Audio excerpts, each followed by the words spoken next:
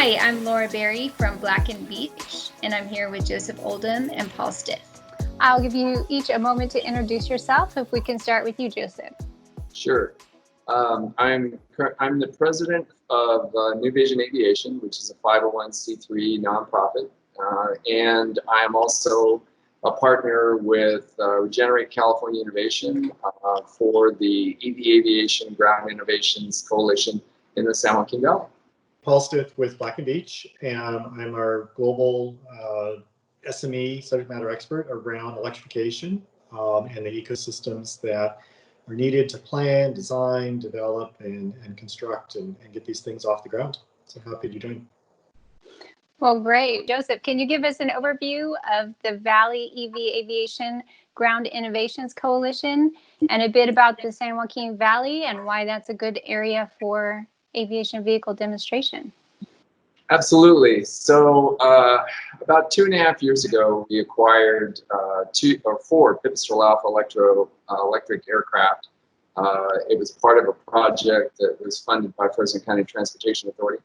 And after successfully demonstrating those aircraft now for the last 2.5 years, last year we actually formed the San Joaquin Valley EV Aviation Ground Innovations Coalition to expand the infrastructure to support those aircraft and other electric aircraft operations in the San Joaquin Valley.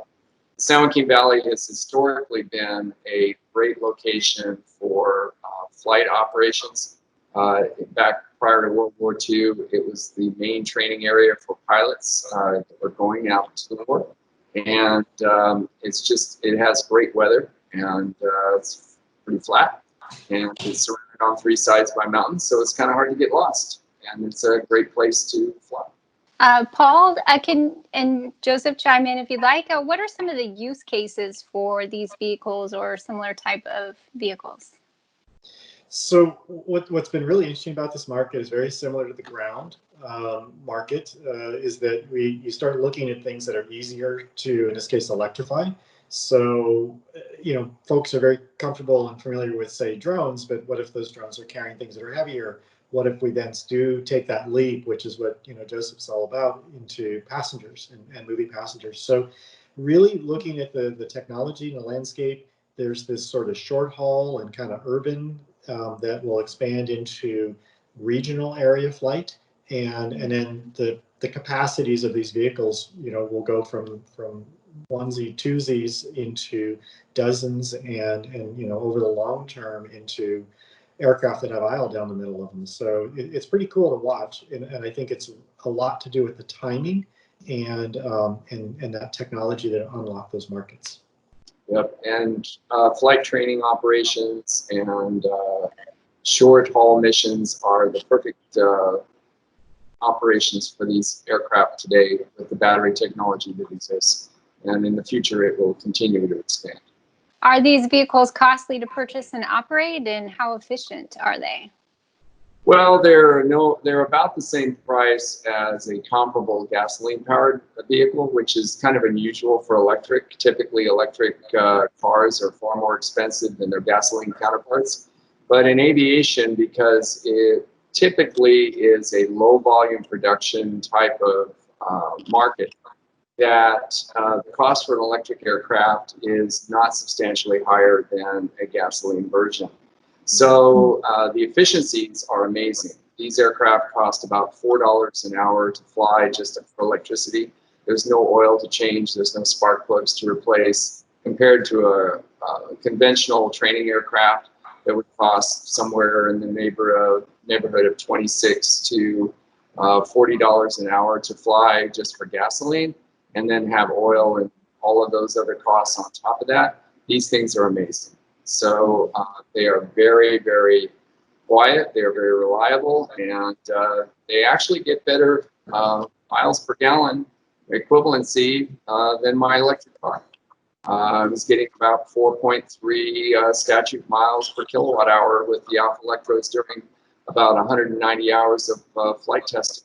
And my Chevy Volt, the best it'll do is about 4 miles per kilowatt hour, and that's at an average speed of about 28 miles per hour over a driving cycle.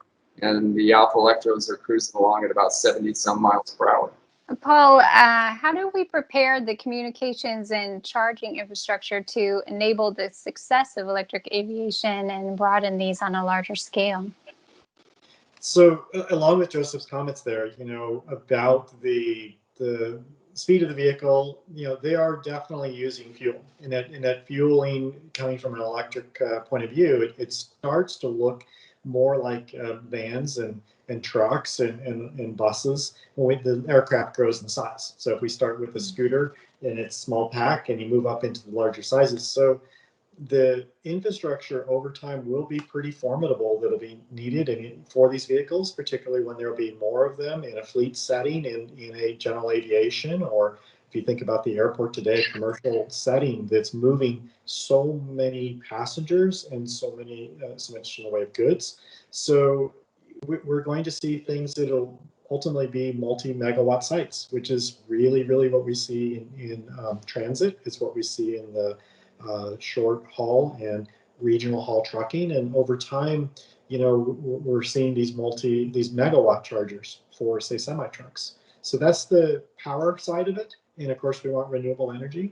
On the communication side, we're going to see a tremendous amount of intrigue and importance in communications, especially if these get more autonomous. Think about things that are in the sky that are flying, and they'll have an awful lot of data that will be part of their successful missions. So we see that those two things will scale accordingly, and the fabric of success is going to have a ground networks and power and communications. Yeah. I mean, the Alpha electrodes that we're flying right now use about a 15 kilowatt charger, which is very comparable to what you see for charging Chevy Bolts and automobiles. But when you start getting much larger battery packs like are being developed today for both conventional takeoff aircraft and electric vertical takeoff aircraft, we're going to see the needs for much larger chargers that are going to be on the scale of the transit buses and trucks. Yeah, and if I got one more thing, and I don't know how our time will go on this, but is that where the convergence on the ground and in the air are pretty important, and these airports can become hubs, if you will, for this mobility transformation. So I think we're looking at a number of opportunities that you'll have for taking the charging infrastructure and effectively amortizing it across the fleets that'll be in the air as well as the fleets on the ground. So the things that bring people to the airport and the things that they'll take off in the air could very likely have a future where they share infrastructure.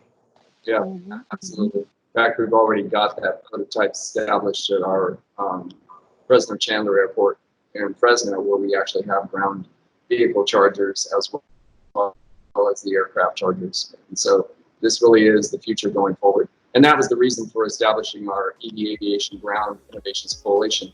It was designed to bring those two modes together at airports so that they would become these zero-emission multimodal transportation hubs. Well, that's a fantastic overview. Thanks for sharing. We'll link to some more information.